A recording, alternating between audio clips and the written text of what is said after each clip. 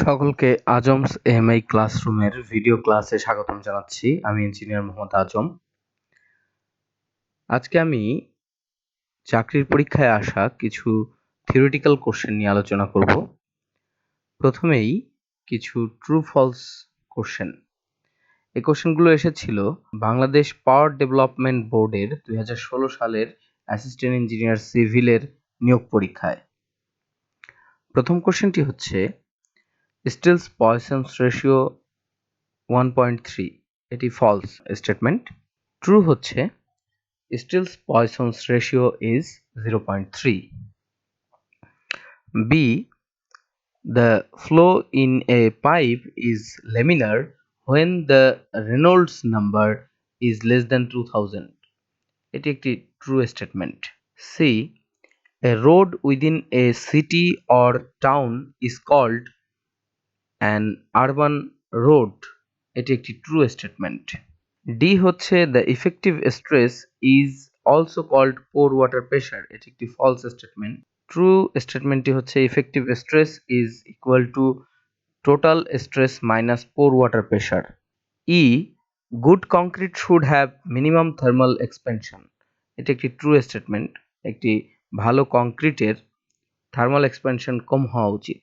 Concrete with high compaction factor has less workability, এটিও একটি true statement, কারণ high compaction factor যুক্ত কংক্রিটের ওয়ার্কেবিলিটি কম হয়ে থাকে। এবার কিছু ফিল ইন দ্য ব্লাঙ্কস দেখি।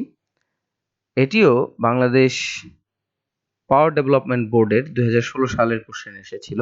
প্রথমটি হচ্ছে CBR test is done for subgrade layer of pavement. Second question হচ্ছে MS rod grade express yield strength of material. Third কোশ্চেনটি হচ্ছে standard ESAL value 18 Kyiv.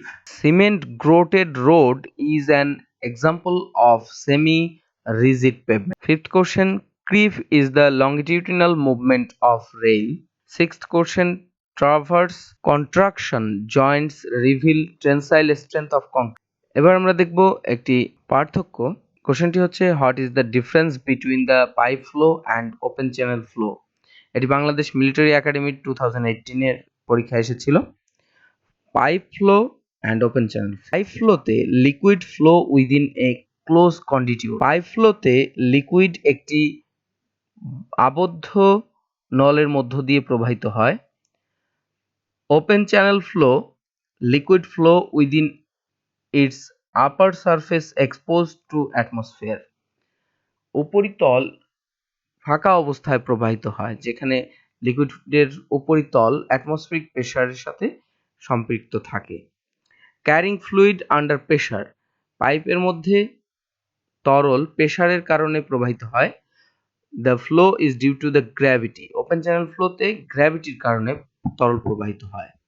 The cross sectional area is generally round, pipe ফ্লোর cross sectional area সাধারণত গোলাকার হয়ে থাকে।